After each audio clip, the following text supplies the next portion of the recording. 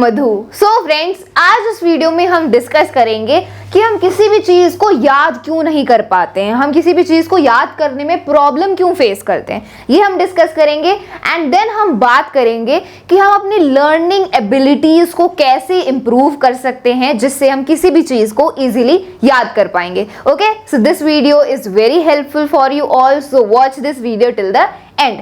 So start करते हैं। सबसे पहले हम बात करेंगे कि हम किसी भी चीज को याद क्यों नहीं कर पाते, इसके पीछे क्या रीजंस हैं। The first reason is lack of motivation. आप में मोटिवेशन की कमी है जिस वजह से आप याद नहीं कर पा रहे। और फ्रेंड्स, जैसा कि हम सभी जानते ही हैं, मोटिवेशन जब होता है तो हमारे अंदर एनर्जी आती है, इंटरेस्ट बढ़ता है एंड फिर हम याद कर पाते हैं। तो लैक ऑफ मोटिवेशन एक रीजन है जिसकी वजह से आप याद नहीं कर पा रहे हैं। सेकेंड रीजन है लैक ऑफ कंसंट्रेशन। आप कॉन्सेंट्रेट नहीं कर पा रहे हैं, ध्यान नहीं लगा पा रहे हैं। जब भी आप पढ़ रहे हैं तो आपके दिमाग में दूसरे थॉट्स आ रहे हैं, आप डिस्ट्रैक्ट हो रहे हैं। सो ये दूसरा रीजन है lack of concentration. Then distractions, आपके आसपास डिस्ट्रैक्शंस हैं। सबसे बड़ा डिस्ट्रैक्शन तो मोबाइल फ़ोन ही है, या फिर हो सकता है कि आपकी सराउंडिंग सही ना हो, आपके घर का एनवायरनमेंट सही ना हो। तो ये डिस्ट्रैक्शंस हैं जिनकी वजह से हो सकता है आप नहीं लर्न कर पा रहे हो। Then trying to learn too much in less time. काफ़ी कम टाइम में आप ज़्यादा याद करने की कोशिश कर रहे हैं, तब भी आप कुछ भी याद नहीं कर पाएंगे।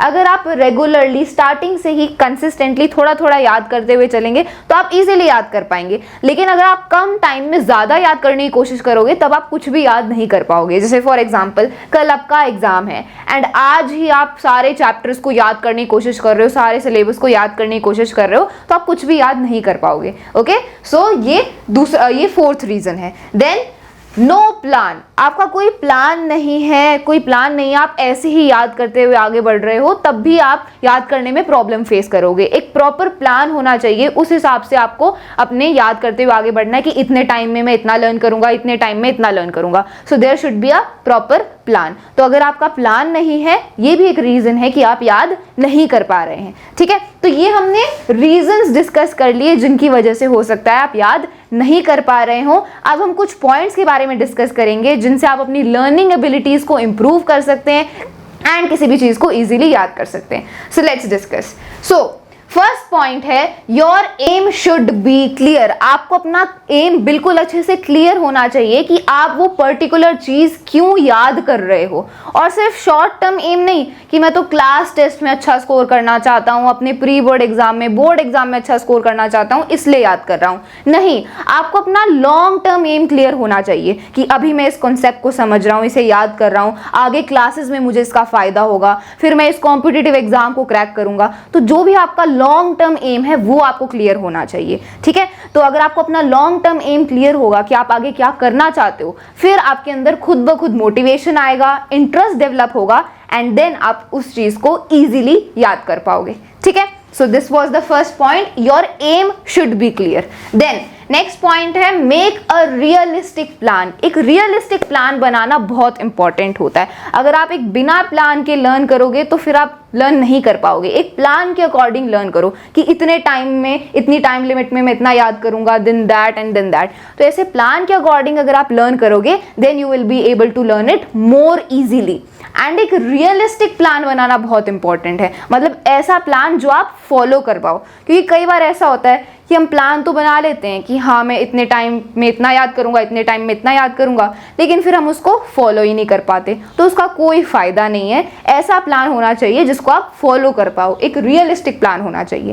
एंड आपको अपना प्लान खुद बनाना है, बिकॉज हर एक इंसान की सिचुएशन अलग होती है, टाइमिंग अलग होती है। आपके उठने का टाइम अलग है, आपके सोने का टाइम अलग है, आप किस टाइम ज़्यादा प्रोडक्टिव हो वो सबका अलग टाइम होता है। ठीक है, so everybody is unique and different, इसलिए आपको अपना प्लान खुद बनाना चाहिए।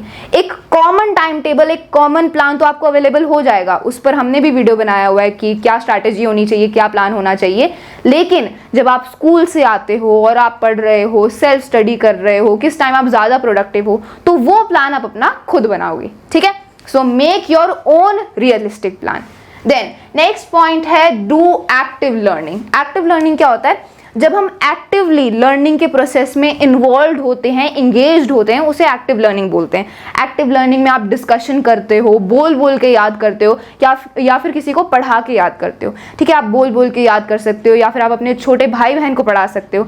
अगर भाई बहन नहीं है तो आप वैसे ही बोल बोल के याद कर सकते हो। तो एक्टिव लर्निंग करना बहुत ही इंपॉर्टेंट है। एक्टिव लर्निंग से आप किसी भी चीज को बहुत ही इफेक्टिवली एंड इजीली याद कर सकते हो।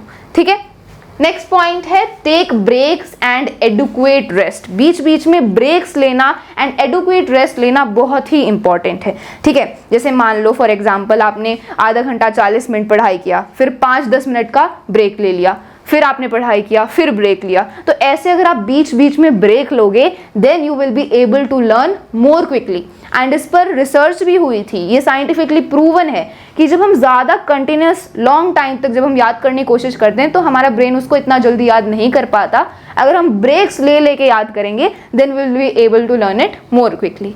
ठीक है, एंड टेक एडुक्वेट रेस्ट। देखो फ्रेंड्स, लर्निंग करना, पढ़ाई करना, ये सारा ब्रेन का काम है, ये सारा मेंटल वर्क है। तो ब्रेन की हेल्थ के लिए, हमारी मेंटल हेल्थ के लिए हमें एडुक्वेट रेस्ट लेना चाहिए, स्लीप लेनी चाहिए। ठीक है, तो जितनी नींद रिक्वायर्ड है, जितनी स्लीप रिक्वायर्ड है, आप उतना लो।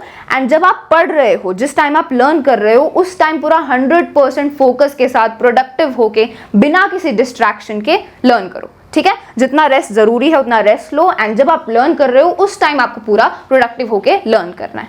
ठीक है, okay, now last but not the least point is have faith in your self. अपने आप में विश्वास होना, अपने आप में फेथ होना बहुत ही ज़्यादा इंपॉर्टेंट है। अगर आप अपने आप में विश्वास करते हो, आपने ये सोच लिया है कि हाँ मैं इसको याद कर सकता हूँ, then you can learn it. और अगर आपने ये सोच लिया है कि नहीं मैं तो इसको याद कर ही नहीं सकता, मेरे से तो ये होगा ही नहीं, then you will not be able to learn it. ठीक है, तो अगर आप अपने आप में विश्वास करते हो then you can do anything you want.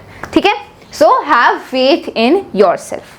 Okay, so ये कुछ पॉइंट्स थे। I hope you found it helpful. सबसे पहले हमने डिस्कस किया कि क्या रीजंस हैं, वो क्या प्रॉब्लम्स हैं जिनकी वजह से आप याद नहीं कर पाते किसी चीज़ को। फिर हमने इन पॉइंट्स के बारे में डिस्कस किया, इनसे आप अपनी लर्निंग एबिलिटीज़ को इम्प्रूव कर सकते हो एंड किसी भी चीज़ को ईजिली याद कर सकते हो। So I hope you found this helpful. अगर आपको ये वीडियो हेल्पफुल लगा then share it with your friends. That's all for this video. Thank you so much.